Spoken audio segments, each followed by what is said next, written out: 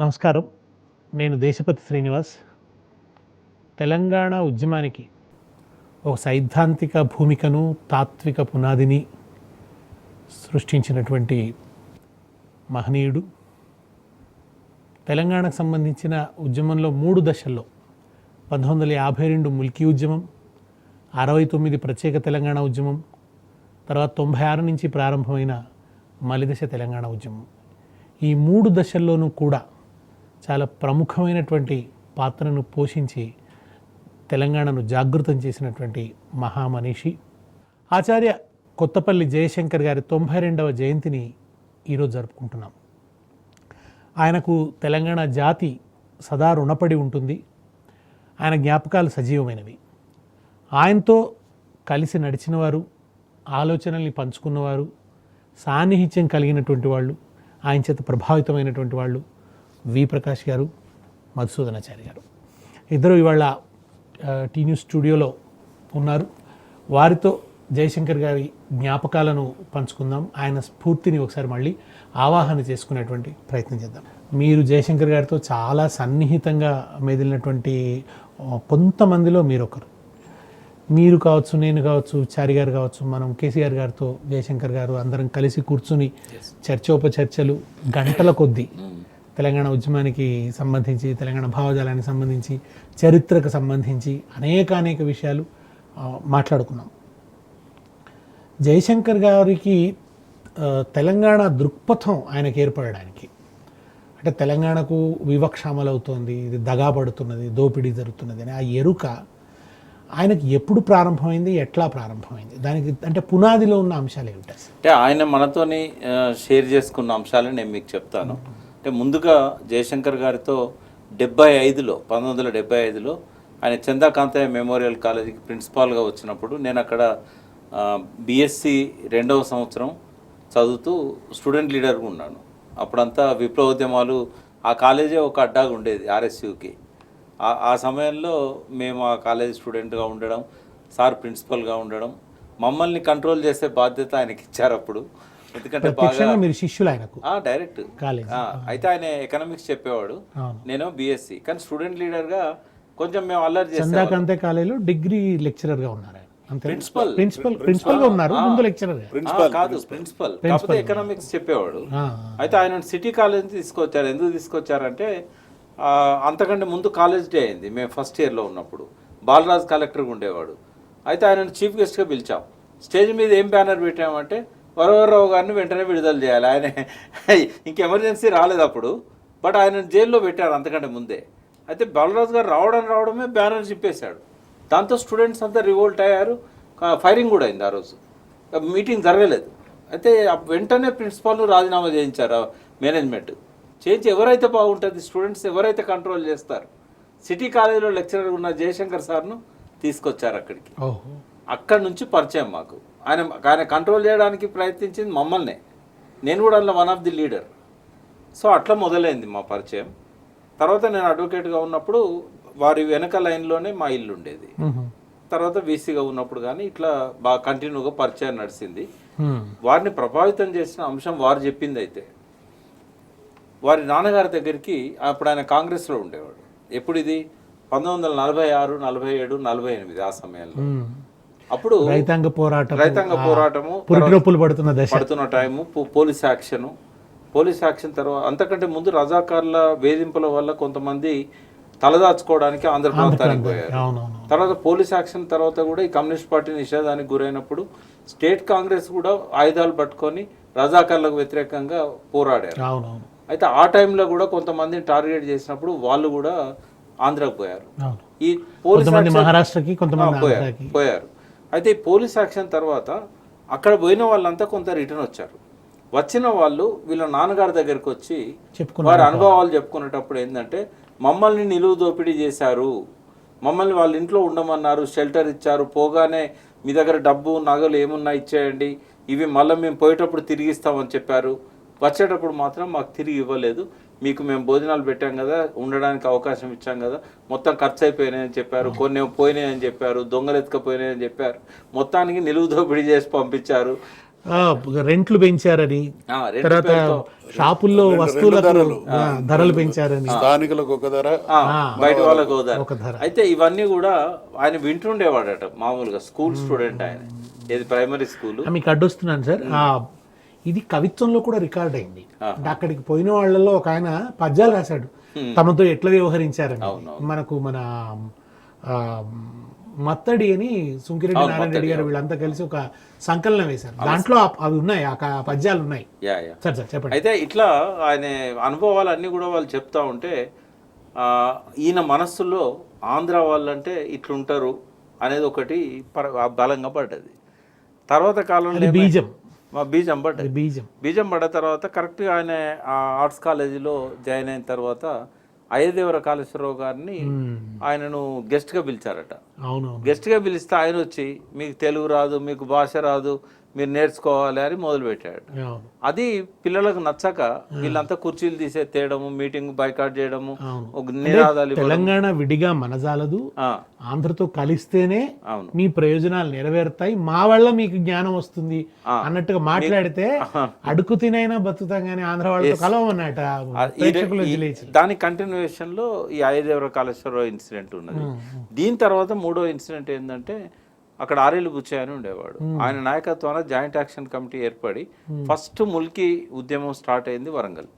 అదే arts college Markazi స్కూల్లో ఎందుకు జరిగిందంటే అక్కడ టీచర్లు అందరినీ ఒకసారే, అప్పుడు ఏమైందంటే తెలుగు మీడియం కొత్తగా పెట్టారు 1950లో పోలీస్ యాక్షన్ తర్వాత. ఈ రాజ్యాంగంలో భాగమైన వయసు ఎంత జయశంకర్ గారు అప్పుడు ఎంత 17-16 సంవత్సరాలు, ఎందుకంటే 34 ఆయన బర్త్డే, 52 అంటే కాలేజీలో జాయిన్ అయిన పరిస్థితి అది. అయితే అప్పుడు ఏంటంటే ఆరేళ్ళు బుచ్చయ్య గారి నాయకత్వాన అన్ని కాలేజీలలో యూనిట్స్ ఏర్పడ్డాయి. అయితే మర్కజీలో ఏం జరిగిందంటే మర్కజీలో సార్ స్టూడెంట్ 10th క్లాస్ వరకు, అక్కడ ఒక ముస్లిం ప్రిన్సిపాల్ ఉండేవాడు. సార్ చనిపోయే ముందు కూడా చెప్పిండు నాకు, ఏదైనా ఫోటో దొరికితే ఆయనది పెట్టాలనబ్బా, ఎందుకంటే మర్కజీ స్కూల్లో ఆయన పాత్ర చాలా ఉంది అని. అయితే అది దొరకలేదు కూడా ప్రిన్సిపాల్ది. అయితే అక్కడ ఫస్ట్ సార్కు ఈ నిజాం అంటే అప్పటికే మన తామర తంపరగా ఇక్కడికి వలస రావటం, వాళ్ళు ఇక్కడ ఉద్యోగాలలో చేరడం, అంటే సివిల్ అడ్మినిస్ట్రేటర్స్ ఉన్నప్పుడు ఇక్కడ ఉద్యోగాలలోకి, అంటే ఇక్కడి వాళ్ళనైతే ఎనిమీ ఎంప్లాయీస్ గా ఫీల్ అయ్యి ఆంధ్ర ప్రాంతం నుంచి మద్రాసు రాష్ట్రం నుంచి తీసుకుంటే ఏమైందంటే మద్రాసు రాష్ట్రం అంటే విజయవాడ గుంటూరు తెలుగు భాష ఎప్పుడైతే పెట్టారో ఇక్కడ తెలుగు మీడియం స్కూల్ దొరకలేదు, అందరిని తీసుకొచ్చి నింపేశారు. నింపేం చేశారు సార్, ఇంకో మాట చెప్పేది, ఇట్లా వచ్చిన వాళ్ళు ఇక్కడ సంస్కృతిలో కలిసిపోకుండా ఈ ప్రాంతాన్ని జయించిన విజేతల్లాగా ప్రవర్తించారు అని చెప్పి ఆయన ప్రధానంగా ఆయన చెప్పేది. అంటే మేము మీకు సంస్కృతి నేర్పడానికి వచ్చామని, మీ సంస్కృతి, మీకు వ్యవసాయం రాదని, మీకు వ్యవసాయం నేర్పుతున్నామని అనే అహంకారంతో ప్రవర్తించడం, ఇక్కడ వాళ్ళతో కలిసిపోకపోవడం, జీవితంతో కలిసిపోకపోవడం వల్ల ఒక వైమనస్యం ఏర్పడింది. అయితే మర్కజీ గురించి వచ్చింది కాబట్టి ఒక్కసారి అందులో ఉన్న టీచర్లు అందరినీ రూరల్ పంపించి అందరిని ఆంధ్ర నుంచి తెచ్చి నింపేశారు. అక్కడ స్టార్ట్ అయింది ఈ ముల్కీ ఉద్యమం. అక్కడ సారు 10th క్లాస్ స్టూడెంట్. తర్వాత వచ్చేసి కాలేజీలో జాయిన్ అయిన తర్వాత అయ్యదేవర కాళేశ్వరరావు గారు ఇన్సిడెంట్ అయింది. తర్వాత ముల్కీ గోబ్యాక్ ఉద్యమం అయింది. అక్కడ ఏంటంటే ముచ్చల సత్యనారాయణ గారు, వరవర్రావు గారు, ఈయన మన జయశంకర్ గారు, వీళ్ళందరూ అదే కాలేజ్ స్టూడెంట్స్. అప్పుడే ముల్కీ ఉద్యమం స్టార్ట్ అయింది ఆరేళ్ళు బుచ్చయ్య గారి నాయకత్వాన. సార్ చెప్పేవాడు, ఆ రోజు ఇక్కడ సిటీ కాలేజ్ దగ్గర సెప్టెంబర్ ఏదైతే కాల్పులు జరిగి 8 మంది చనిపోయారో, ఆ రోజు మేము భువనగిరి దాకా వచ్చాక బస్సు పాడయి అప్పుడంతా బొగ్గు పోస్తుంది, బొగ్గెత్తా ఉంటే అయితే అట్లా ఆగిపోయినాం మేము. వచ్చేసరి సాయంత్రం అయింది, బస్సు రిపేర్ చేసుకొని వచ్చే వరకు అప్పటికే చనిపోయారు పిల్లలు. ఒకవేళ మేము ముందు ఉంటే మాకే పడేదేమో బుల్లెట్స్, పోయినా పోయేది అని చాలా బాధతో అని చెప్పి, చనిపోయినా బాగుండేది తెలంగాణ అనుభవించిన ఘోష అంతా చూసే నరకం తప్పేది అన్నమాట. అయితే అక్కడ బీజాలు పడ్డాయి. అక్కడ తర్వాత ఫజల్ అలీ కమిషన్ ముందు కూడా తెలంగాణ ప్రత్యేకంగా ఉంచాలని చెప్పి కొన్ని రీజన్స్ ఎందుకు ఉంచాలనే దాని మీద సార్ పాత్ర చాలా ఉంటుంది. భూపాలపల్లి వాస్తవ్యులు, మీ ప్రాంతంలోని ఊళ్ళోనే ఆయన పుట్టారు, అక్కంపేటతో ఆయన పుట్టారు. ఆయన బాల్యం అంతా అక్కడే గడిచింది. ఆయన గురించి మీకు చాలా లోతుగా తెలుసు. మీరు కూడా ఆయనతో చాలా పెద్ద కాలం సుదీర్ఘ అనుబంధాన్ని పంచుకున్నారు. మీకు ఎప్పుడు ఆయనతో పరిచయం కలిగింది? మీరు ఆయన వ్యక్తిత్వంలో గమనించిన విశేష అంశాలు ఏమిటి? సికేఎం కాలేజ్కి వారు ప్రిన్సిపాల్గా వచ్చినటువంటి రోజులలో నేను డిగ్రీ కోసం దరఖాస్తు చేసుకున్నా. అంటే మాదొక విచిత్రమైనటువంటి పరిచయ పరిస్థితి. దాన్ని నెమరు వేసుకున్నప్పుడల్లా సార్ దూరదృష్టి, సార్ ఎంత గొప్ప మనస్సు అనే దానికి విద్యార్థితో ఎట్లా ఉండేవాళ్ళు సార్? చాలా చాలా బాగుండేవాడు. ఇక్కడ మా స్పెసిఫిక్ మా సబ్జెక్ట్ ఏంటంటే మేము బిఏ లిటరేచర్ క్లాసులో 40 మంది స్టూడెంట్స్ ఉంటే ఇద్దరం ఇంగ్లీష్ లిటరేచర్ క్లాస్ కావాలి, మేము ఇంగ్లీష్ ఆప్షన్ అని చెప్పినాం. సార్ ప్రిన్సిపాల్ ఒప్పుకోలే, సాధ్యం కాదు, ఒక ఇద్దరు స్టూడెంట్స్ కోసం ఒక క్లాస్ అడిషనల్గా పెట్టడం వల్ల మొత్తం కాలేజీలో ఇంగ్లీష్ క్లాసెస్ అన్నీ కూడా ఇబ్బంది పడాల్సి వస్తుంది, అది సాధ్యం కాదన్నాడు. మేము రోజు పోతున్నాం, దండం పెడుతున్నాం, సార్ సాధ్యం కాదంటున్నాడు. చివరికి సార్తో కాస్త చనువుతో, అప్పటికి 5-6 సార్లు పోయినాం కాబట్టి కొంచెం సాన్నిహిత్యం ఏర్పడ్డది. సార్ మీరు బిఏ లిట్టు పెట్టబోయంటే మేము ఈ కాలేజీలో చదువుకోం సార్, మా సర్టిఫికెట్స్ తీసుకుంటామని పొనగల్లుకు సంబంధించినటువంటి రాజువీరు నేను. అప్పుడు ఆయన ఒక కమిట్మెంట్ తీసుకున్నాడు. సరే మరి మీరు ఇంత పట్టుదలతో ఉన్నారు, సంతోషం, ఉండాల్సిందే. మీరు ఎంఏ ఇంగ్లీష్ గ్యారంటీగా చేస్తామనేటువంటి మాట ఇస్తే నేను మీకు తప్పకుండా అప్పగిస్తా అంటే మేము వారికి మాట ఇవ్వడం, తర్వాత వారు లిటరేచర్ పెట్టడం, అంటే ఇది 75 పరిచయం. ఇక తదనంతరం వారు దివంగతులు అయ్యేంత వరకు కూడా ఆ సంబంధాలు కొనసాగినాయి. అంటే సార్ ఎంత గొప్ప దార్శనికుడు అంటే, ఒకానొక సందర్భంలో నేను జయశంకర్ సార్ను ఇదే విషయం, అసలు మీరు చిన్ననాటనే ఎందుకు ప్రభావితం అయ్యారు అనేటువంటి విషయాన్ని సూటిగా ప్రశ్నిస్తే వారు చెప్పినటువంటి సమాధానం ఏంటంటే, అంటే ఆయనలో 12, 13, 14 సంవత్సరాల వయసులోనే ఉన్నటువంటి పరిణితి నాకు ఆశ్చర్యం వేసింది. మనం అంతా పరిశీలిస్తాం లేదా చూస్తాం, కానీ ఆయన ఒక పరిశోధనాత్మకంగా అంశాన్ని లోతుపాతుల్ని ఆయన చూసేటువంటి దృక్కోణం వేరు. మీరు ఆ రోజుల్నే కలపడానికి ప్రయత్నం జరిగినప్పుడే ఎందుకు విభేదించిళ్ళు, ఎందుకు తెలంగాణ ఆంధ్ర కలిపితే గోసపడతారనేటువంటి నిర్ణయానికి, నీళ్ళు నిధులు నియామకాలు ఆగమైతాయి అనేటువంటి అభిప్రాయానికి ఎందుకు వచ్చిండానంటే, ఎంత గొప్ప మాట చెప్పిండంటే, సింపుల్, నువ్వేం చదువుకున్నావు అని అన్నాను. నేను చదువుకున్నదంతా మీకు తెలిసిందే కదా సార్, మీరు సీకేఎం ఉన్నప్పుడు మీ స్టూడెంట్ను, మీరు యూనివర్సిటీకి వచ్చినప్పుడు మీ స్టూడెంట్ను, నేను చదువుకున్నది మీకు ఎరికే, ఇందులో ఏం లేదా చాలా సింపుల్ థింగ్. బ్రిటిష్ వాళ్ళు ఆనాడు ఉన్నటువంటి మద్రాసు రాష్ట్రం బ్రిటిష్ వాళ్ళ పాలనలో ఉన్నది, మనము రాచరిక వ్యవస్థలో ఉన్నాం.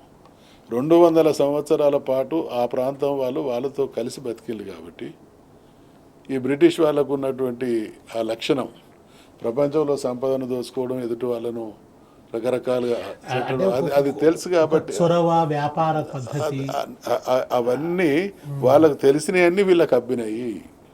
మనం దానికి భిన్నమైనటువంటి పరిస్థితుల్లో తెలంగాణ అదే ఈ కారణాల వల్ల డెఫినెట్గా వాళ్ళు మనం కలయిక వల్ల ఈ ప్రాంతం అన్ని రంగాల్లో నష్టపోతుంది, కష్టపడుతుంది అనేటువంటి విషయాన్ని మేము అర్థం చేసుకున్నాం కాబట్టి డే 1 నుంచి అపోజ్ చేసినాం అన్నాడు. అంటే అంత ఆ వయసులో, ఆ రోజులలో, ఈ రోజులలో ఉండే పిల్లల 15-20 సంవత్సరాల వయసు, పరిజ్ఞానం, పరిస్థితులు వేరు, ప్రభావం వేరు.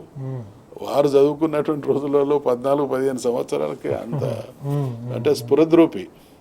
అందుకనే అవన్నీ ఆకలింపు చేసుకొని జీవితాన్ని పూర్తిగా ఒక సమస్యకు, ఒక చారిత్రక అవసరానికి త్యాగం చేసినటువంటి మహానుభావుడు. ఆ తదనంతరం అదృష్టం ఏంటంటే వాడు సీకేఎం కాలేజీలో ఉన్నప్పుడు నేను దాని స్టూడెంట్ను, యూనివర్సిటీలో వారు రిజిస్ట్రార్గా ఉన్నప్పుడు తన స్టూడెంట్ను, తర్వాత వారు హైదరాబాద్కు వచ్చినప్పుడు నేను హైదరాబాద్ షిఫ్ట్ కావడం జరిగింది.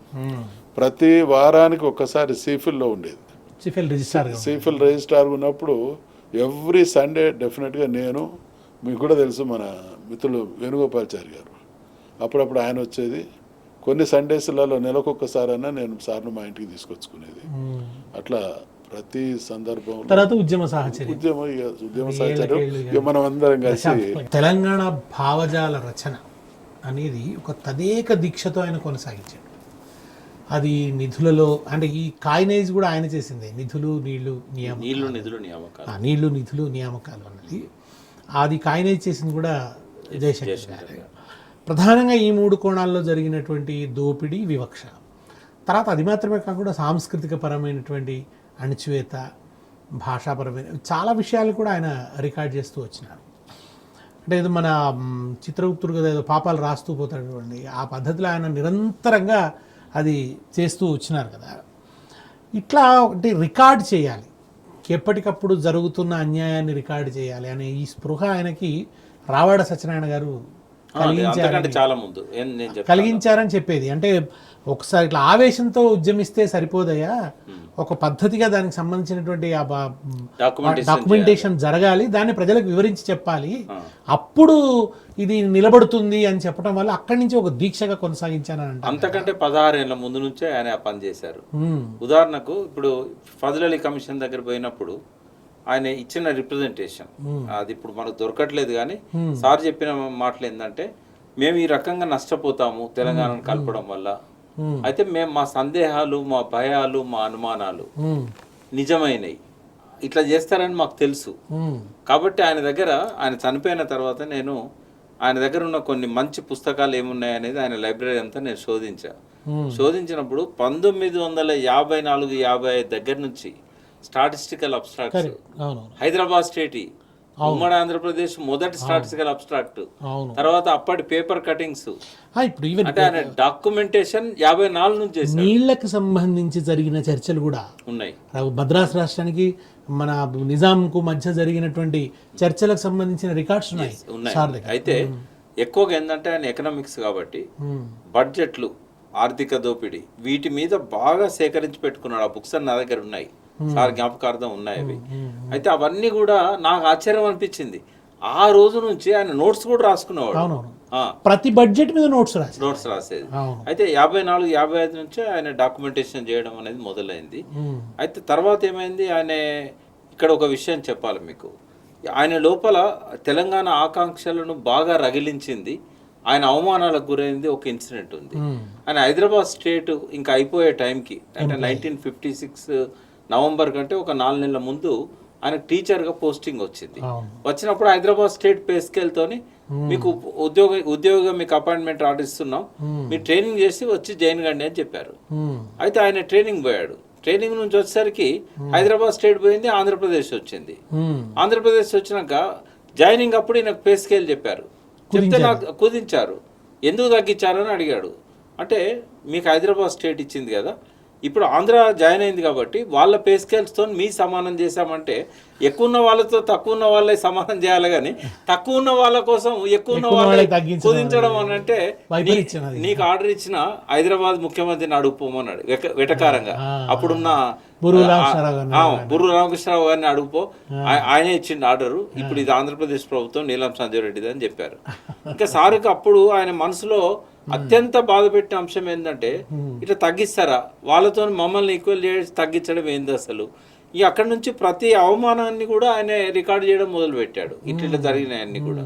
అంటే ఆ రోజుల్లో ఈ ఎంప్లాయీస్కు జరిగిన అన్యాయాల మీద ఆయన నోట్స్ రాసి పెట్టారు. దానికి కొంచెం ఇంకా స్పష్టత వచ్చింది 69 ఉద్యమం కొలాప్స్ అయిన తర్వాత. ఉత్త ఆవేశం సరిపోదయ్యా జయశంకర్, మీరు దీన్ని ఎప్పటికప్పుడు రికార్డ్ చేసుకోవాలి, దీనికి ఒక వాద రూపం ఇవ్వాలనే ఇన్స్పిరేషన్ ఇచ్చింది. అంటే సార్ మైండ్ లో 2-3 అంశాలు రావడ సత్యనారాయణ గారిది ఉంది. 2-3 అంశాలు రికార్డ్ అయింది సార్ దృష్టిలో. ఒకటి, ఫజల్ అలీ కమిషన్ తెలంగాణను సపరేట్ గా ఉంచమన్నా కూడా వీళ్ళు ఉంచలేదు. మా అనుమానాలు, భయాలన్నీ ఆయన రికార్డ్ చేశారు, అలా రాశారు పేరాలల్లా, తెలంగాణ వాళ్ళు ఇట్లా అంటున్నారు అని. అంటే ఇవన్నీ కూడా నిజం కాబోతున్నాయి. కాబట్టి వీటన్నింటిని ఎప్పటికప్పుడు జాగ్రత్తగా ఉండి గమనించాలి. తర్వాత ఇంకోటి ఏంటంటే, ఆయన లోపల ఈ వ్యతిరేకత అనేది ఎప్పుడైతే స్టార్ట్ అయిందో ఆంధ్ర వాళ్ళు చేసే వాటి పట్ల, ఆయన ఉద్యమ నాయకునిగా చేశాయి. జయశంకర్ను ఒక మాస్ లీడర్గా చూడలేము మనం, కానీ ఆయన టీచర్లు అందరిని ఆర్గనైజ్ చేసి అసోసియేటెడ్ టీచర్స్ ఓ సంఘం పెట్టారు. దానికి ఆయన అధ్యక్షుడు ఉన్నాడు. మీరు దగ్గర నుంచి చూసారు కదా సార్, కేసీఆర్ గారు జయశంకర్ గారి మధ్య అనుబంధం ఎట్లా ఉంటుంది? చాలా గొప్ప అనుబంధం. అంటే కమిట్మెంట్ విషయంలో జయశంకర్ సార్ తన జీవితాన్ని కాజ్ కోసం పనంగా పెట్టి, ఒక నాయకుడు రావాలి, తెలంగాణ సాధించాలి అనేటువంటి తపిస్తున్నటువంటి వేళ ఆయన ఆశించినటువంటి మనిషి, ఆయన రావాలని కోరుకుంటున్నటువంటి మనిషి కేసీఆర్ రూపేణ వచ్చింది. వాళ్ళిద్దరి మధ్యన గురు శిష్యుల అనుబంధం. అంటే జయశంకర్ సాబ్ ఎన్సైక్లోపీడియా తెలంగాణ విషయంలో కానీ అనేక విషయాలు, ఒక తెలంగాణే కాదు ప్రపంచానికి సంబంధించినటువంటి అనేక విషయాల్లో ఏ విషయంలో ఎవరు వారి అనుమానాన్ని ప్రశ్నించినా నివృత్తి చేయగలిగినటువంటి పరిజ్ఞానం ఉన్న అతి కొద్ది మంది వ్యక్తులలో జయశంకర్ సార్ ఒకరు. అర్ధరాత్రి మీరు మేము ప్రకాష్ గారు మనమంతా కూడా కేసీఆర్ గారితో సన్నిహితంగా ఉద్యమంలో భాగస్వాములు అయినటువంటి వాళ్ళం. మధ్యరాత్రి 11-12 గంటల సమయంలో కూడా కేసీఆర్ గారికి ఏదైనా డౌట్ వస్తే క్షణాల మీద దాన్ని క్లారిఫై చేసి దాన్ని తెల్లవారు ప్రత్యక్షంగా కూర్చొని చర్చలు కూడా అంత అంటే అంత అద్భుతమైనటువంటి వాళ్ళిద్దరి అనుబంధం గురించి, జయశంకర్ గారికి కేసీఆర్ గారి మీద ఉన్నటువంటి నమ్మకం గురించి నేను ప్రత్యక్షంగా ఒక సందర్భంలో వారిని ప్రశ్నించిన. అది రాజశేఖర రెడ్డి గారు బీఆర్ఎస్ పార్టీ టీఆర్ఎస్ పార్టీని మింగే ప్రయత్నం చేస్తున్నటువంటి దుర్మార్గపు రోజు. హబ్సిగూడలో జయశంకర్ సారు ఆనందరావు తోట గారింట్లో ఉన్నారు. నేను ఉదయం 10 గంటలకే సార్ దగ్గరికి పోయి, ఏం సార్ ఏ ముహూర్తాన మీరు స్టార్ట్ చేసిండ్రు ఈ తెలంగాణ అనే అంశం, ఇన్ని రకాల దాష్టికాలు, ఇన్ని రకాల దుర్మార్గాలు, మింగే ప్రయత్నం జరుగుతూ ఉన్నది, ద్రోహం అడుగడుగున బయటి వాళ్ళతో పాటు ఇంటి వాళ్ళు కూడా ద్రోహం చేస్తున్నటువంటి ఈ సంఘటనలన్నీ మనసును కలిచివేస్తా ఉన్నాయి. తెలంగాణ రావడం సాధ్యమవుతుందా అని అంటే ఆయన దీర్ఘంగా ఒక నిట్టూర్చి 100% తెలంగాణ వచ్చి తీరుతుంది, అది కేసీఆర్ తోనే సాధ్యమవుతుంది. నేను నా చిన్ననాటి నుండి ఈ రోజు వరకు తెలంగాణ కాజు కోసం కొట్లాడినటువంటి ప్రతి ఒక్కరిని గమనించినా చాలా మందితో కలిసి పనిచేసిన. కానీ కేసీఆర్లో ఉన్నటువంటి నిబద్ధత, విషయ పరిజ్ఞానం, తెలుసుకోవాలనే తపన, అందులో ఆయన 4-5 పాయింట్ చెప్పిండు. ఒకటి, విషయాన్ని ఆయన అర్థం చేసుకునేటువంటి తీరు వేరే వాళ్ళకి సాధ్యం కాదు. తాను అర్థం చేసుకున్నటువంటి విషయాన్ని ప్రజల భాషలో ప్రజలకు చెప్పడంలో, అంత సూటిగా చెప్పడంలో తెలంగాణలో నా లైఫ్లో అటువంటి నేర్పరిని చూడలే. ప్రజల్ని కదిలించగలిగినటువంటి శక్తి ఉన్నది.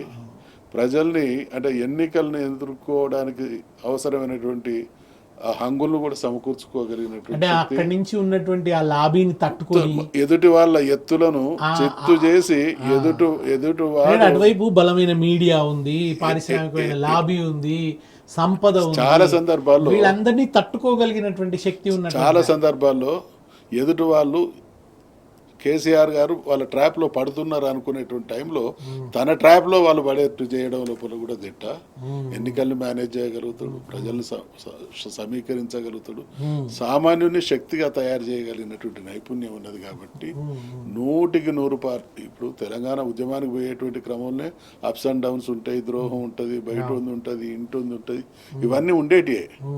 కానీ వీటన్నిటిని తట్టుకోగలిగినటువంటి సమర్థుడైనటువంటి నాయకుడు రావాలని నేను ఏదైతే అనుకున్నానో ఆ సంపూర్ణమైనటువంటి శక్తి, యుక్తి, ప్రతిభ అన్ని కేసీఆర్ గారిలో ఉన్నాయి. కాబట్టి ప్రకాష్ గారు అంటే ప్రతి బర్త్డేకి కేసీఆర్ గారు పాద నమస్కారం చేసేది జయశంకర్ గారికి. తర్వాత బహిరంగ సభలలో కూడా ఆయన పాదాలకు నమస్కారం చేసి సభను ప్రారంభించేది. నేను చాలాసార్లు చూసింది వాళ్ళ ఇంట్లో అందరూ దండం పెట్టేది సార్కి. అంటే సంతోష్ నమస్కరించేది, శోభ గారు దండం పెట్టేది. అంటే ఒక ఫాదర్లీ ఫిగర్ లాగా చూసేటువంటి లక్షణం వాళ్ళ ఇంట్లో అందరిలో కూడా, ఆ ఆత్మీయత కూడా ఉండేది. అంటే నాకు ఒకసారి బాగా గుర్తేందంటే, సార్ మిమ్మల్ని తెలంగాణ పితామహుడు అంటున్నారు అని సంతోష్ నవ్వుకుంటూ జయశంకర్ గారితో అన్నారు. అంటే సార్ ఏమన్నారంటే, ముందు పితామహుడిని కావాలంటే ముందు పిత కావాలి కదా, నేను పితనే కాలేదు, పితామహుడిని ఎట్లా అవుతాను అని అన్నారు. కానీ అట్లాగే ఒకసారి గంటా చక్రపాణి గారు ఏబిఎన్ ఆంధ్రజ్యోతిలో ఇంటర్వ్యూ చేస్తూ, సార్ మీరు పెళ్ళి ఎందుకు చేసుకోలేదు, తెలంగాణ కోసం చేసుకోలేదా అన్నారు. అట్లా ఏం కాదయ్యా, తెలంగాణ పట్ల నా నిబద్ధత ఉంది కానీ పెళ్లి కాకపోవడానికి ఎందుకో అలా జరిగిపోయింది అంతే అని చెప్తూ, మరి ఇప్పుడు తెలంగాణ వచ్చేటట్టుంది, ఇప్పుడు పిల్లని చూస్తావా చక్రపాణి అంటే ఇట్లాంటి ఒక విట్టి హాస్యం కూడా చాలా ఉండేది. చాలా ధైర్యంగా మాట్లాడేవాళ్ళు. అట్లాగా ఆయన ధైర్యం గురించి కూడా చాలా చెప్పుకోవాలి సార్, మీరు చెప్పాలి. 69 మూమెంట్ సందర్భంలో ఆయనను కాసు బ్రహ్మానంద రెడ్డి పిలిచి, నువ్వు ఉద్యోగంలో ఉన్నావు, నేను కనుక తలుచుకుంటే ఈ నిమిషం నేను నిన్ను సస్పెండ్ చేస్తాను అని అంటే, బ్రహ్మానంద రెడ్డి గారు మీ జేబులో పెన్ను ఉంది, టేబుల్ మీద కాగితం ఉంది, నన్ను సస్పెండ్ చేయండి అని చెప్పి ధైర్యంగా అన్నాడు. అంటే అయ్యదేవర కాళేశ్వరరావుని సభలో అన్నాడు. ఆ తర్వాత ముఖ్యమంత్రి స్థానంలో ఉన్నటువంటి కాసు బ్రహ్మానంద రెడ్డి కూడా అట్లా అనగలిగాడు కదా. ఆయన పుస్తకాలు తెలంగాణ రాష్ట్రం ఒక డిమాండ్, ఫస్ట్ ఒక చిన్న పుస్తకం తెలంగాణలో ఏం జరుగుతుంది, ఇవన్నీ పుస్తకాలు వచ్చినాయి. ప్రధానంగా ఆయన చెప్పింది ఏమిటి సార్ అంటే తెలంగాణ ఫస్ట్ రచన మనకు వెలుగులోకి వచ్చింది ఏంటంటే 69 ఏప్రిల్లో వైఎంసీఏలో ఒక బుక్ రిలీజ్ చేశారు, ఈ కాలేజీ అసోసియేట్ టీచర్స్ అనే పేరుతోని. అందులో పోచంపాడుకి ఎట్లా అన్యాయం జరిగింది అనే దాని మీద ఈ శ్రీశైలం పోచంపాడు ఒక్కో రోజు తేడాతో నెహ్రూ ఇనాగ్రేట్ చేశాడు. కానీ ఇక్కడ మిషనరీని అంతా అక్కడే తరలించేసి ఎట్లా దీన్ని నెగ్లెక్ట్ చేశారు, ఎట్లా దాన్ని పెంచారు. గోదావరి మల్టీపర్పస్ ప్రాజెక్ట్ 28 లక్షల ఎకరాలకు నీళ్లు ఇచ్చేదాన్ని 5.5 లక్షల ఎకరాలకు కుదించారు. అంటే తెలంగాణ ఉద్యమంలో నీళ్ల సోయి కల్పించడానికి ఆ ఆర్టికల్ చాలా ఉపయోగపడ్డది. అప్పుడు పొత్తూరు వెంకటేశ్వరరావు గారు ఇందిరాగాంధీతో కమ్యూనికేషన్లు ఉండేది. వారు ఏం చేశారంటే ఈ అన్యాయాల మీద ఈ బుక్కును అక్కడ పంపించారు. అలా శ్రీధర్ స్వామి గారు, తర్వాత ఆనందరావు తోట గారు, వీళ్ళందరూ కూడా వాళ్ళ ఆర్టికల్స్ రాశారు. ఇది ఇందిరాగాంధీ చదివిన తర్వాత వీళ్ళని ఇన్వైట్ చేసింది అక్కడికి. కానీ అప్పుడు ఏదో కారణం వల్ల పోలేకపోయారు. పొత్తూరు వెంకటేశ్వరరావు గారు దాన్ని సంధానకర్తగా ఉండేవాళ్ళు ఇద్దరి మధ్యలో. అట్లా ఆ బుక్ ద్వారా ఆయన అన్యాయాలను వెలుగులోకి తేవడానికి ఒక్కొక్క రంగంలో ఎట్లా అగ్రికల్చర్, ఇరిగేషనము జయశంకర్ గారు రాశారు. ఎడ్యుకేషన్ మీద, మిగతా రంగాల మీద శ్రీధర్ స్వామి అండ్ ఆనందరావు తోట, రావడ సత్యనారాయణ గారు దాన్ని ఇనాగ్రేట్ చేశారు వైఎంసీఏలో. ఆయన ఆంధ్ర అయినా కూడా అప్పటికి ఇంకా ఆయన వైస్ ఛాన్సలర్ అయ్యాడా కాలేదు అనుకుంటా, వీసీ. అట్లా వీసీ కాకముందు కూడా ఆయన సదాలక్ష్మితో ఇక్కడ మార్చి 8వ తేదీన 9వ తేదీన 69 రెడ్డి హాస్టల్లో ఒక పెద్ద మీటింగ్ జరిగింది. జై తెలంగాణ నినాదం అక్కడి నుంచి పాపులర్ అయింది. ముచ్చల సత్యనారాయణ పాటలు కూడా అక్కడి నుంచి స్టార్ట్ అయినాయి. దానికి కూడా రావడ సత్యనారాయణ గారి ఇనాగ్రేషన్. అప్పటికి ఉస్మానియా వీసీ కాలే, తర్వాత అయిన తర్వాత ఈ బుక్ రిలీజ్ అయింది. 69 ఉద్యమం అయిపోయింది, మళ్ళీ 96 కానీ చర్చ మొదలు కాలేదు. అవును, కానీ ఇన్ని రోజులు పని ఆపలేదు ఆయన. లేదు, కంటిన్యూ అయింది. ఇప్పుడు బసంత్ టాకీస్ లో ఆయన మాట్లాడిండు. అంటే ఇదంతా ఈ మలిదశ తెలంగాణ ఉద్యమం ప్రారంభం కావడానికి 10 ఏళ్ల ముందు, 87, 88 ఆ టైంలో ఇది ట్రస్ట్ పెట్టారు కదా, తెలంగాణ ట్రస్ట్, ప్రభాకర్ గారు పెట్టింది తెలంగాణ ఇన్ఫర్మేషన్ ట్రస్ట్. చాలా సాహిత్యం బయటకు వచ్చింది. ఎస్ఆర్సి రిపోర్ట్లో ఉన్న ముఖ్యమైన అంశాలు తెలంగాణను సపరేట్గా ఉంచమన్నాడనే విషయం వాళ్ళు చెప్తే తెలిసింది ఈ తరానికి. ఈ అన్నిట్లో సలహాదారుగా, పార్టిసిపేట్గా జయశంకర్ సార్ ఉన్నాడు. తర్వాత ఆయన వీసీ అయిన తర్వాత కొద్ది రోజులు బయట కార్యక్రమాలకు రాకపోయినా కూడా భూపతి కృష్ణమూర్తి గారు అక్కడే ఉండేవాడు కదా. ఆయనను వెనకాల సారే తెలంగాణ ప్రజా సమితికి ఒక వెన్నుదన్ను ఉండేవాడు. అప్పుడు కూడా సాహిత్యం బయటకు వచ్చింది. తర్వాత వీసీ అయిపోయిన తర్వాత మా అందరినీ కూడగట్టుకొని ఫస్ట్ రాపోల్ ఆనంద్ భాస్కర్ తెలంగాణ ప్రగతి వేదిక పెట్టాడు. అంతకంటే ముందు జై తెలంగాణ ఉద్యమ సమితి ఇందిరారెడ్డి పెట్టాడు. ఇందిరారెడ్డి అయినా, ఆనంద్ భాస్కర్ అయినా, తెలంగాణ మహాసభ పెట్టిన నేనైనా అందరం జయశంకర్ సారు ముందు పెట్టుకొని నడిచిన వాళ్ళం మేము. ఆయన గైడ్ చేస్తే పోయిన వాళ్ళం. అంటే మాకు ఆ సోయి కల్పించారు. మల్లేపల్లి లక్ష్మయ్య గారు చేసిన మంచి పని ఏంటంటే వాళ్ళ మల్లేపల్లి రాజం స్మారకోపన్యాసాన్ని ఎవ్రీ ఇయర్ జనగాంలో ఏర్పాటు చేస్తారు, గోదావరి ఖని పక్కన. అనే జనవరి సంక్రాంతి కంటే ఒక రోజు ముందు అక్కడ తెలంగాణలో ఏం జరుగుతుంది అని చెప్పి ఒక చిన్న బుక్ నాకు చెప్పారు. మొదటి ఎక్స్పోజర్ ఆ పుస్తకం నుంచి, నేను కూడా అంతే, మొదటి పరిచయం నాకు ఆ పుస్తకం. నాకు కూడా దాదాపుగా నేను ఆత్మహత్యల కోణం నుంచి ఉద్యమంలోకి వచ్చినా కూడా నన్ను ఎంకరేజ్ చేసింది మా రోజు వీరన్న అయినా కూడా నాకు ఆ చైతన్యాన్ని, అవగాహన ఇచ్చింది ఫస్ట్ బుక్ అదే. అయితే దాని మీద సార్ ఒక జోగు చేస్తాడు, ఏం జరుగుతుంది అంటే మల్లెపల్లి రాజం మెమోరియల్ ట్రస్ట్ నుంచి పుస్తకం వేశారు, పేరు మల్లెపల్లి లక్ష్మయ్య గారు పెట్టారు, తెలంగాణలో ఏం జరుగుతుంది అంటే. అంతకుముందు కాశ్మీర్ లో ఏం జరుగుతుంది ఇట్లాంటి పుస్తకాలు వచ్చినాయి. ఆ కోవలో ఈయన ఆ పేరు పెట్టినారు. దాని ఆవిష్కరణ సభలో కాళోజీ జయశంకర్ తో ఇట్లా పుస్తకాన్ని పట్టుకొని జయశంకర్ ఏం జరుగుతుంది తెలంగాణలో ఏం జరుగుతుంది అన్నాడు. అంటే ఆ వరంగల్ టిపికల్ మాండలిక వ్యక్తీకరణతో ఆయన అంటే అప్పుడు జయశంకర్ గారు ఏంటంటే కాళోజీ అంటే చాలా అభిమానం జయశంకర్. ఆయన విట్స్ ఆ విట్స్ అన్నింటినీ రికార్డ్ చేయాలనే కోరిక ఆయనకు ఉండే. అయితే అప్పుడు వెంటనే ఏంటంటే ఆ టైటిల్ నేను పెట్టలేదు జవాబు చెప్పాలి, కానీ అది చెప్తే కాళోజీతో సమస్య ఏంటంటే పుస్తకంలో నువ్వు రాసినావా అంటాడు. అందుకని నేను అదే సాహసం చేయలేదు అని చెప్పేది. అయితే ఈ ప్రయాణము అయితే సార్ నేను అడిగాను, సార్ ఈ ఆటుపోట్లు ఉంటున్నాయి, ఎవరు పెద్దగా ప్రిపేర్ కావట్లేదు, మనం ఏదో చిన్న చిన్న మీటింగులు పెట్టి సంతోషపడుతున్నాం అంటే నినాదాన్ని బతికిస్తున్నామా లేదా? డిమాండ్ అనేది ఉండాలి. ఎవరో ఒకరు వస్తారు, దీన్ని ముందు నడిపిస్తారు, అప్పటిదాకా మనం దీన్ని మోయాలి కదా. సో అయితే ఆర్ఎస్సీ నుంచి నవంబర్ 1 విద్రోహ దినాన్ని కూడా అందుకే సరిపోయాడు. అందుకే సరిపోయాడు. ఆయన ఎక్కడున్నా కూడా దానికి ఇక్కడ ఒక విషయం చెప్పాలి. అయితే సార్ అక్కడ తెలంగాణ డెవలప్మెంట్ ఫోరం అనేది 99లో అమెరికాలో ఏర్పడ్డప్పుడు జయశంకర్ సార్ను కోదాటి సుధీర్ తీసుకెళ్ళి ఇక్కడ నుంచి తీసుకెళ్ళి జనార్దన్ రావు గారిని, అప్పుడు నన్ను కూడా అడిగారు కానీ నాకు పాస్పోర్టే లేదు, అప్పుడు టైం సరిపోదని చెప్పి వాళ్ళిద్దరు వెళ్ళారు. ఆడ మీటింగ్స్ పెడుతున్న సమయంలో కేసీఆర్ గారు చారిసావ్ ద్వారా ఆయన ఫోన్ నంబర్ తీసుకొని కాన్స్టెంట్ గా మీ పేరు వింటున్నా సార్, మిమ్మల్ని ఒకసారి కలవచ్చా అని ఫోన్ లో మాట్లాడితే నేను అమెరికాలో ఉన్నా, ఇంకో 2 నెలలు పడుతుంది అంటే మరి నాకు తెలంగాణ మీద కొంత ఇన్ఫర్మేషన్ కావాలంటే ప్రకాష్ ఉన్నాడు అని అంటే సారు 2 సార్లు నా దగ్గరికి హరీష్ రావు గారిని పంపిండు, ఒకసారి ఫోన్లో మాట్లాడిండు, అట్లాగే కేకే మహేందర్ని పంపిండు. నేనేమో విసిగిపోయాను, ఎందుకంటే సార్ నేను కలిసి 10 మందిని కలిసినాం, పి జనార్దన్ రెడ్డిని, చిన్నారెడ్డిని, ఇందిరాకరణ్ రెడ్డిని, ఇట్లా అందరిని కలిసినాం, ఎవరు ముందుకు వస్తలేరు. ఇది నాకు విసుగొచ్చి చంద్రశేఖరరావు గారట ఏమోలే ఆయనేమో వస్తాడు, మా టైం అంతా వేస్ట్ అయిందని నేను కొంచెం నిరాసక్తంగా ఉంటుంది. సార్ ఫోన్ చేసిండు ఓ రోజు, ల్యాండ్ లైన్ ఉండే, ఏమైనా చంద్రశేఖరరావు గారు రమ్మంటే పోతలేవట అన్నాడు. సార్ ఇక పోయినాం కదా 10 మంది దగ్గరికి విసుగొచ్చింది అంటే అట్లా కదా, ఎవ్వరు తెలంగాణ గురించి అడిగినా చెప్పేటట్టు ఉండాలి మనం, ఇప్పుడు పోతావాలేదా అన్నాడు. సార్ పోతా సార్ అని తెల్లారి పొద్దున మళ్ళీ భరత్ వచ్చిండు, సార్ రమ్మంటుండ తీసుకొని పోయిండు. అయితే ఒక 2-3 నెలలు మేము చారిసాబు, నేను, సుద్దాల అశోక్ తేజ్ వచ్చేవాడు, ఆయనతో పాటలు రాయించే వాళ్ళం, ఇట్లా రోజు ప్రయాణం జరుగుతున్నది. ఆ పాటలన్నీ రాసింది ఆయనే అప్పుడు చాలా వరకు. అయితే ఏం జరిగిందంటే ఫస్ట్ కలయిక చెప్తాను, నా అదృష్టం బాగుంది. ఏంటంటే మొదటి కలయిక చివరి కలయిక వాళ్ళిద్దరిది, నేనున్నాను అక్కడ. మొదటి కలయిక అప్పుడు సారు ఆయన దగ్గర పోయేదాకా కూడా అనేక సందేహాలు అడుగుతుండే. నేను ఎన్నడూ చూడలేదు, ఆయన ఫేస్ కూడా గుర్తులేదు, ఎక్కడ నీకు ఎట్లుంటాడు ఆయన బిహేవియర్ ఏంది, ఆయన ఆలోచనలు ఏంది అని మాట్లాడుకుంటూ వచ్చాను. తీరా ఇంటికి పోయిన తర్వాత ముందే అడిగిన నేను, సార్ ఇప్పుడు ఈ దగ్గరకు వస్తున్నారు కదా, మీరు కూడా కొన్నిసార్లు మాట్లాడారు, మీకు నమ్మకం ఏర్పడ్డదా సార్ అంటే, ఎవరు దీన్ని కొసదేరుస్తారో మనకు తెలియదు, కానీ ఎవరు అడిగినా కూడా చెప్పాలి, మనం ఓ ప్రయత్నం చేద్దాము. ఆయనే చివరిదాకా అట్లా అందరికీ ఆయనే సోర్స్ అయ్యాడు. అయితే ఏమైంది, పోయినాక 2.5-3 గంటల సేపు ముగ్గురమే ఉన్నాం, వాళ్ళిద్దరే మాట్లాడుకున్నారు, నేను ఒక ప్రేక్షకునిగా ఉన్నాను. అంతా అయిపోయిన తర్వాత ఇట్లా లేచి నిలబడి సెకండ్ ఇస్తూ, మీ తల్లిదండ్రులు చరితార్థులు, మీ నాయకత్వాన తెలంగాణ వస్తుందనే నమ్మకం నాకు కలిగింది అన్నాడు. అన్న తర్వాత నాకు ఇదేంది ఒక్కసారి సర్టిఫికేట్ ఇస్తున్నాడు సారు. మొదటి పరిచయమే 2.5 గంటల చర్చ తర్వాత మెట్లు దిగి వాళ్ళ తల్లిదండ్రుల ఫోటో ఉంటుంది ఇంట్లో నందినగర్ ఇంట్లో, ఇట్లా దండం పెట్టిండు వాళ్ళ తల్లిదండ్రుల ఫోటోకు.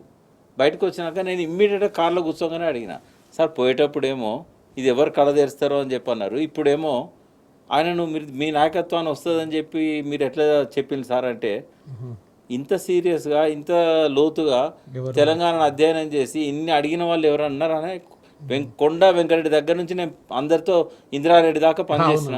నేను ఒకసారి అడిగాను, సార్ మీరు ఉపన్యాసం చెప్తే వర్డ్స్ చాలా అప్రాప్రియేట్గా ఉంటాయి సార్, పక్కా ఉంటుంది, అది ఇట్లా గోడ కట్టినట్టు ఉంటుంది వాక్యం మీరు మాట్లాడుతున్నప్పుడు, కారణం ఏమిటి సార్ అని అడిగాను. నాకు ఆయన ఏం చెప్పాడంటే, నేను మొదట ఉర్దూలో ఆలోచిస్తా శ్రీనివాస్, తర్వాత దాని సమానార్థకాన్ని నేను తెలుగులో వెతుకుతా, ఇంగ్లీష్లోకి ట్రాన్స్లేట్ చేసి చెప్తా, కానీ నేను ఉర్దూలో ఆలోచిస్తా అని చెప్పేవాడు. ఉర్దూ అంటే చాలా ప్రేమ సార్కి. ఒక మాట చెప్పేవారు ఎప్పుడు, ఒక మతం సాహిత్యం ఒక భాషలో ఉంటుండొచ్చు, ఒక మతానికి భాష ఉంటుండొచ్చు, కానీ భాషకు మతం ఉండదు. ఇలా భలే కాయన ఇచ్చేసేవాళ్ళు సార్. సార్ యాచించి కాదు శాసించి తెచ్చుకోవాలి. తర్వాత ఇంకొకటి సార్, ఆయన మీకు కూడా రకరకాల పార్టీలు తెలంగాణ పేరుతో వస్తున్నప్పుడు కూడా తెలంగాణ నాయకులతో ఆయన చెప్పిన మాట, మీరు ఒకటి సమన్వయంతో పనిచేయండి, సమైక్యంగా పనిచేయండి, కాని పక్షంలో సమన్వయంతో పనిచేయండి, ఇంకా కాని పక్షంలో సమాంతరంగా పనిచేయండి, కానీ సంఘర్షణ మాత్రం వద్దు అని చెప్పేవారు. మొత్తం తెలంగాణ గొప్ప పోరాట శక్తితో లేచి నిలబడినటువంటి మొత్తం తెలంగాణ ఒకవైపు, కేసీఆర్ గారు ఎప్పుడు అంటారు చూడండి, ఒక రోజు వస్తుంది బరిగీసి నిలబడతారు తెలంగాణ ప్రజలు, అటువైపు ప్రత్యర్థులైతే ఇటు మొత్తం తెలంగాణ ఒక ముద్దకొచ్చి నిలబడుతుంది అని ఊరికే చెప్పేవారు ఆయన. ఒక గట్టి నమ్మకంతో చెప్పేవారు. అది మనం ప్రత్యక్షంగా చూసిన సందర్భం కేసీఆర్ గారి నిరాహార దీక్ష సందర్భం. ఆబాల గోపాలం యూనివర్సిటీ విద్యార్థుల దగ్గర నుంచి మొదలు పెడితే మా మేధావుల దాకా ప్రతి ఒక్కరూ రోడ్ల మీదకి వచ్చినటువంటి ఒక సందర్భాన్ని చూసినాం. ఆ సమయంలో కేసీఆర్ గారిని చాలా కన్నతండ్రి వల్ల అంటిపెట్టుకుని ఉన్నారు జయశంకర్ గారు. నిరాహార దీక్ష సందర్భంలో ఆ ఘటనల విషయాలు రోజు జయశంకర్ గారు సార్తో నుండి ఖమ్మంలో రకరకాల దుష్ప్రచారాలు చేసి మాలిన్యపరిచేటువంటి అలుగునూరు అరెస్ట్ చేసిండ్లు, సారు ఫాలో అయిండు, ఖమ్మం తీసుకుపోయిండు, సారు కూడా పోయిండు. అక్కడ ఒక సందర్భంలో ఒక దుష్ప్రచారానికి తెరలేపి కేసీఆర్ గారి ఆమరణ నిరాహార దీక్ష చేయడం అని అంటే తెలంగాణ సాధనను ఎవడు ఆపలేడు అనేటువంటి వాతావరణం ఉన్నది కాబట్టి దాన్ని మాలిన్యపరచాలనేటువంటి ప్రయత్నం కొంత కుట్ర జరిగినటువంటి మాట వాస్తవం. అటువంటి సమయంలో జయశంకర్ గారు తెలంగాణ సమాజానికి ఎప్పటికప్పుడు ఉన్న పరిస్థితిని వివరిస్తూ ఎట్టి పరిస్థితులలో కేసీఆర్ గారు దేనికైనా సిద్ధం తెలంగాణ కోసం అనేటువంటి విషయంలో చాలా స్పష్టత ఇచ్చింది. కాబట్టి తెలంగాణ సమాజం అంతా కేసీఆర్ గారు నిరాహార దీక్ష చేస్తున్నటువంటి ఆ 9-10 రోజులు ఎన్ని లక్షల మంది వంట చేసుకోకుంటున్నారు ఇంట్లో. సరే, అప్పుడే శ్రీకాంతాచారి ఆత్మహత్య చేసుకున్నారు. జయశంకర్ గారు ఒక మాట చెప్పేది, జయశంకర్ సాబ్ అన్న మాట మనకు తెలుసు కదా, కొట్లాడి సాధించాలి తప్ప ఈ ఆత్మార్పణలు పరిష్కారం కాదు. అటువంటి అవసరం అయితే మాలాంటి ముందు పెద్దవాళ్ళం మేము చేసుకుంటాం, పిల్లలు మీరు కాదు. ఇది చూడడానికి ఇవాళ తెలంగాణ తెచ్చేదే మీకోసం కదా, తెలంగాణ తెచ్చేదే మీకోసం. కాబట్టి మీరే లేకుండా వచ్చే తెలంగాణ కర్తవ్యం ఉన్నది అనేటువంటి మాట. అంటే వాళ్ళిద్దరి మధ్య ఉన్నటువంటి అనుబంధానికి ఇక్కడ అంటే సార్ ఎందుకు ప్రిఫర్ చేసిందంటే తెలంగాణ అంశం పట్ల చిత్తశుద్ధి నిజాయితీ ఉన్నది ఆ ఇద్దరికి. కాబట్టి చేస్తున్నటువంటి వ్యక్తికి తను కోరుకుంటున్నట్టు వ్యక్తిలోనే ఆ సంపూర్ణమైనటువంటి క్వాలిటీస్ ఉన్నాయి. ఆయన ద్వారా తీసుకోవడం అంటేనే ప్రకాష్ సార్, అంటే తెలంగాణ ఉద్యమ ప్రస్థానంలో ఒక మైలురాయి లాంటి విషయం కన్సెన్సస్ కలెక్ట్ చేయటం అనేది దేశవ్యాప్తంగా. అంటే నిజానికి ఆ అవసరం లేదు, కానీ కాంగ్రెస్ పార్టీ దాన్ని ఒక మాండేటరీ చేసింది. దానికోసం కమిటీ వేసింది, ప్రణబ్ ముఖర్జీ కమిటీ వేసి రాష్ట్రంలో ఉన్న రాజకీయ పక్షాలు, దేశంలో ఉన్న రాజకీయ పక్షాలన్నీ కూడా దీనికి అంగీకారం తెలపాలనేటువంటి ఒక పీఠముడి వేసింది. ఆ సమయంలో జయశంకర్ గారు కేసీఆర్ గారు కలిసి వివిధ పార్టీల అధ్యక్షులను కావచ్చు, దానికి సంబంధించిన బాధ్యులను కలిసి వాళ్ళ నుంచి ఆమోద లేఖల్ని తీసుకొని వచ్చారు. అది చాలా కీలకమైనటువంటి కృషి. ఆ కృషి నిజంగా అవిస్మరణీయమైనటువంటిది, అమూల్యమైనటువంటిది. ఆ ప్రాసెస్ అయితే 2004 నుంచి 2007 వరకు కూడా కేసీఆర్ గారు అక్కడ మినిస్ట్రీకి రిజైన్ చేసేదాకా కూడా జయశంకర్ గారు సార్తోనే ఉన్నారు. నేను విద్యాసాగర్ రావు గారు కూడా వారితోనే ఉన్నాం 2 సంవత్సరాల పైన. ఆ టైంలో ఏం జరిగిందంటే రాజశేఖర రెడ్డి అడ్డుపడ్డాడు. అయితే సోనియా గాంధీ చాలా క్లీన్ హార్టెడ్గా ఉండే. ఆమె ఏం చెప్పిందంటే మీరు క్యాబినెట్లో ఉండి తెలంగాణను తీసుకొని పోండి, మేము మాటిచ్చాం ప్రజలకు, మన పొత్తు కలిసిందే దానికోసం కదా అని చెప్పి ఇక్కడ రాష్ట్రంలో కానీ అక్కడ కేంద్రంలో కానీ మంత్రివర్గంలో ఉండాలన్నారు. రాజశేఖర రెడ్డి అడుపులు వేసేసరికి కొంత కాలయాపన కావాలి, దీన్ని ఎలక్షన్ల దాకా ముందుకు నడిపిద్దామన్న ఉద్దేశంతో వాళ్ళు ప్రణబ్ ముఖర్జీ కమిటీ వేశారు. అయితే అది కాలయాపన కోసమే అనేది తర్వాత కాలంలో అర్థమైంది. 3 నెలల్లో అన్న నివేదిక 3 ఏళ్ళైనా వస్తలేదు. అయితే ఆ టైంలో మనమే ఈ బాధ్యత తీసుకుందాం. ప్రణబ్ ముఖర్జీ లెటర్లు రాయడం, వాళ్ళు రిప్లై ఇవ్వడం అని అంటే అది ఎప్పుడైతుందో వాళ్ళకి తెలంగాణ మీద అవగాహన కూడా ఉండదు అని సార్ను వెంట పెట్టుకొని అప్పుడు ఎంపీలు అందరూ ఉండేవాళ్ళు. మధుసూదన్ రెడ్డి, రవీంద్ర నాయక్ ఉండేది, అట్లా వినోద్ ఉండేది, ఇటు నరేంద్ర ఉండేది, కేసీఆర్, వినోద్ గారు, ముగ్గురు అయితే ప్రధానంగా తిరిగారు. అయితే వీళ్ళందరూ కలిసి ఏం చేయాలి, దిలీప్ ఉండేవాడు అక్కడ సెక్రటరీగా, ఆయన అపాయింట్మెంట్ తీసుకోవడము. అయితే దీంతో సారే డ్రాఫ్ట్ చేసేది లెటర్స్. అయితే జయశంకర్ సార్ డ్రాఫ్ట్ చేసిన తర్వాత వాళ్ళు ఏం చెప్పడం అంటే పోతే సార్ ఈ జవాబు ఎట్లా రాయాలనో మీరే రాయండి అంటే లెటరు సారే రాసేవాడు. అత్యద్భుతమైన ఇంగ్లీష్. వాళ్ళందరూ కూడా వాళ్ళు కన్విన్స్ అయ్యే విధంగా వాళ్ళ పార్టీ లెటర్ హెడ్ మీద దాదాపు 36 పార్టీలకు లెటర్స్ రాసి కరెస్పాండెన్స్. అయితే అప్పుడు మన్మోహన్ సింగ్ గారు ఒక విషయం చెప్పాలి ఇక్కడ, ఆయన యూజీసీ చైర్మన్ ఉన్నది కేవలం 3 నెలలు 1992లో మన్మోహన్ సింగ్ గారు ఏది మన ఫైనాన్స్ మినిస్టర్ కావడానికంటే ముందు. అయితే అప్పుడు ఏం చేశారంటే సార్ ఆయనను కాకతీయ యూనివర్సిటీకి పిలిచాడు. అయితే ఆ పరిచయం ఉంది కదా, ఆ తర్వాత కూడా కొన్నిసార్లు కలిశాడు ఆయన. ఎకనామిస్ట్ కాబట్టి ఆయన ఎకనామిస్ట్, ఈయన ఎకనామిస్ట్.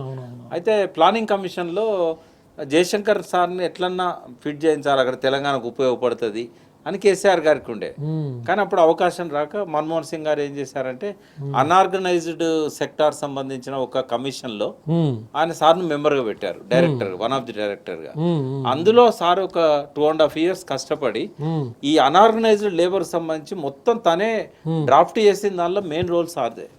అయితే ఆ టైంలోనే కేసీఆర్ గారితో కలిసి ఈ లెటర్స్ అన్ని సేకరించి అది చాలా అద్భుతమైన కృషి.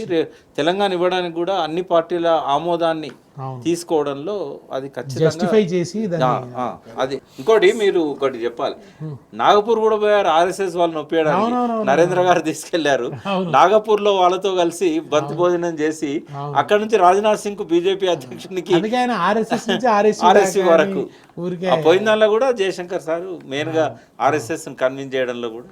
అవునవును. కృష్ణ కమిటీ రిపోర్ట్ తయారు చేస్తున్నారు, ఢిల్లీలో ఉన్నారు. కేసీఆర్ గారు జయశంకర్ గారు చర్చలు చేస్తున్నారు, ఎట్లా ఉండాలి ఒక్కొక్క విషయం, నీళ్ళ మీద ఎట్లా ఉండాలి.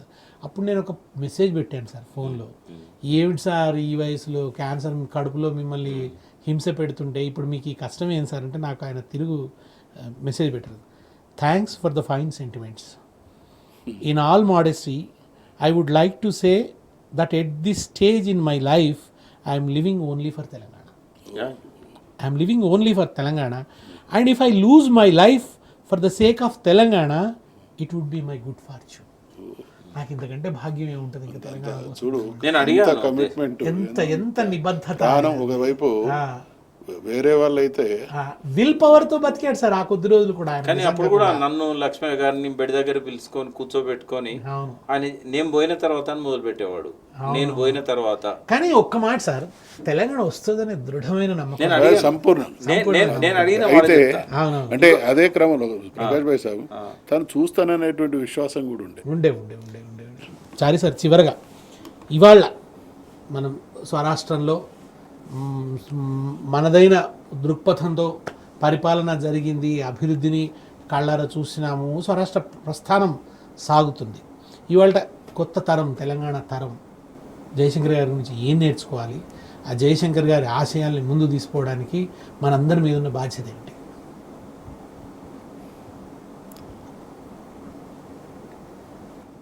ఆయన ఎట్లా అయితే ఒక కాన్షియస్గా నిరంతరం ఒక సమాజ ఆ గమనాన్ని పరిశీలిస్తూ వచ్చిండో ఆ కమిట్మెంట్ని డెఫినెట్గా అందరం కూడా నిలుపుకోవాలి. అంటే ఇక్కడ దేశపతి గారు జయశంకర్ గారి ఆలోచనలు, ఆయన భావజాలం మీకు మాకు తెలిసినంత ఈ తరం పిల్లలకు తెలియట్లేదు.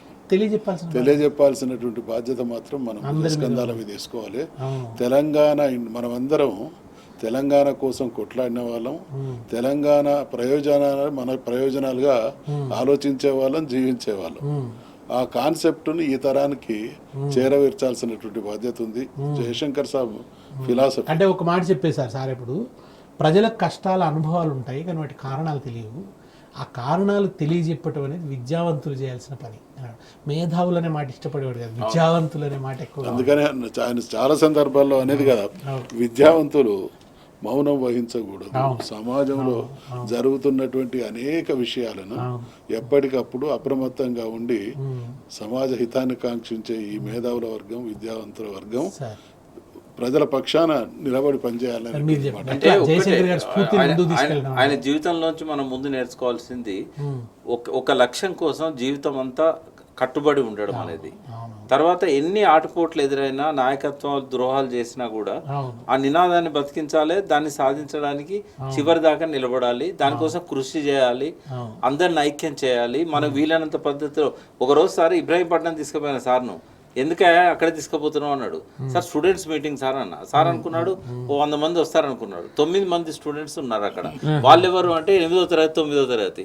అయితే నేను అన్నా సార్ మళ్ళీ ఒకసారి పెట్టుకుందాం అంటే, ఎందుకే మళ్ళీ ఎందుకు వీళ్ళు ఉన్నారు కదా అంటే, సరే 8-9 మంది పిల్లలు ఉన్నారు సార్ అంటే, అందుకెళ్ళి ఒక జయశంకర్, ఒక ప్రకాష్ వస్తారా మనం మాట్లాడదాం అని 2 గంటలు చెప్పి 15 మంది ఉన్నా 9 మంది 10 మంది ఉన్నా అంటే సారు ఆ రకమైన జీవితాన్ని మనం కూడా అలవర్చుకోవాలి. 9వ తేదీన సుందర విజ్ఞాన కేంద్రంలో తెలంగాణ వికాస సమితి నుంచి జయశంకర్ గారి స్ఫూర్తి సభను నిర్వహిస్తున్నాం. దాంట్లో ఇవాళ ఒక వైషమ్య వాతావరణం నిండి ఉంది దేశంలో. ఈ వైషమ్యాల స్థానంలో జయశంకర్ గారు ఎప్పుడు చెప్పే ఒక ఈ సమధర్మము, సమభావన, సహజీవన సంస్కృతి, సహజీవన విలువలు, వీటిని ఎట్లా నిలబెట్టుకోవాలనే విషయంలో ప్రకాష్ రాజ్ గారు ఒక స్మారకోపన్యాసం చేస్తున్నారు. అట్లాగే జయశంకర్ గారు ఎంతో ప్రేమించిన వ్యక్తి, చాలా ఇష్టపడ్డ వ్యక్తి ప్రొఫెసర్ శివలింగ ప్రసాద్ గారు.